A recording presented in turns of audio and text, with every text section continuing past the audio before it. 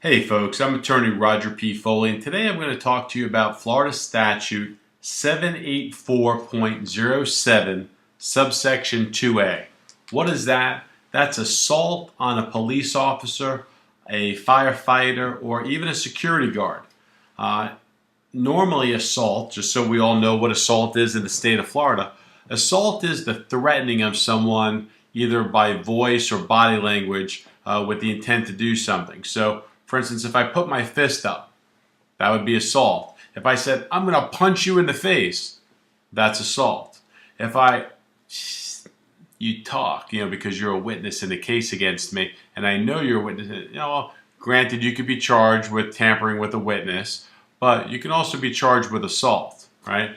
So just for the definition's sake, assault is where a person intentionally and illegally made a physical threat. I'm going to hurt you. I'm going to beat you up. Well, if you do that to the average citizen, if it's your neighbor and you go, hey, Bill, I'm going to kick your rear end, right? Well, that's assault in the second degree. That means it's maximum time you could do on telling someone that you could whoop their ass is 60 days in the county jail, right? If you do it on someone in uniform, a police officer, a firefighter, even a security guard, people don't realize that, but security guards are part of this protected class, you're now facing a year. So, what does the prosecutor, the state attorney, the district attorney need to prove in the state of Florida? There's a long list and I'm going to read them to you.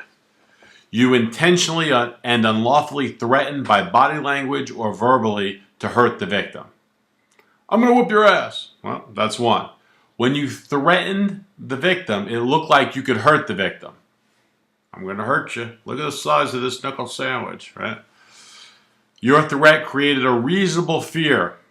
We all know what that is. That's BS because the alleged victim just goes, oh, I was fearful that he may hurt me. Anyone could say that. And the victim was at least one of the following: a law enforcement officer, a firefighter, emergency medical care, a traffic accident investigator, a traffic infraction investigator. So, for instance, that guy that gives you a parking ticket and you go, I'm going to kick the living. Well, that guy, you can be charged with a first-degree misdemeanor by telling him that. A parking enforcement guy, a security officer employed at a college, a federal law enforcement officer, or anyone else listed pursuant to the statute. And number 5, you knew that the person was one of the above. They had to have some kind of badge, insignia, uniform, car, that kind of thing. And when you assaulted the victim, he was doing his job or her job. So obviously, if the parking person is giving you a ticket because you're parked illegally and you do it, you see that they're in uniform. But let's say your neighbor was a police officer and you said, hey, Billy, I'm going to kick your ass. Well, if Billy's not in the exercise of his job at the time, then we're not looking at a first-degree misdemeanor. We're looking at a second degree. Right? Remember, first degree, up to a year. Second degree, 60 days. So,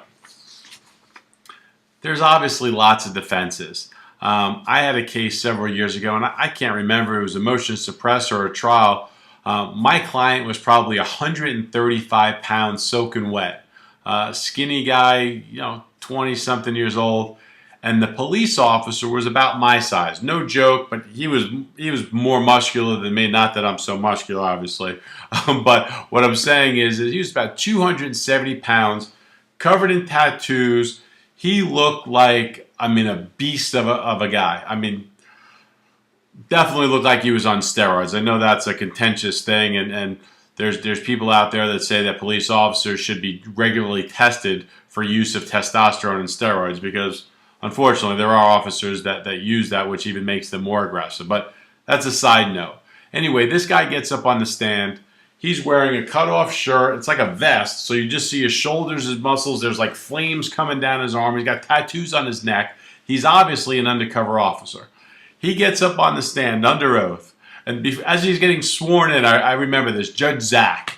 Judge Zach goes, are you sure you even want to stipulate that, he's on the state side, to the state attorney? It was a joke because the guy, if you thought someone was in a gang or the scary guy, sort of what the media portrays like a gang member, he looked like a gang member thug. That's what he looked like. So he gets up on there and he goes, "Your client came at me in an aggressive manner with his hands up, and I feared that he was going to hit me." Well, then I slammed him to the ground, punched him in the face a few times. But I was very scared.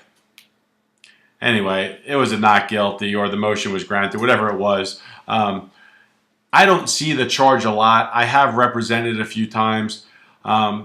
It's not as common as you think, because normally there's a battery involved, the touching or striking against someone's will, and usually there's some kind of hands-on when there's a verbal altercation. So you see more battery than you do. And obviously if you get your butt kicked by a police officer, almost always he's going to charge you with battery under law enforcement, because he has to justify his use of force on you. So anyway, what I'm talking about is Florida Statute 784.07, subsection 2A, assault on a law enforcement, firefighter, security, parking attendant, parking infraction officer, etc.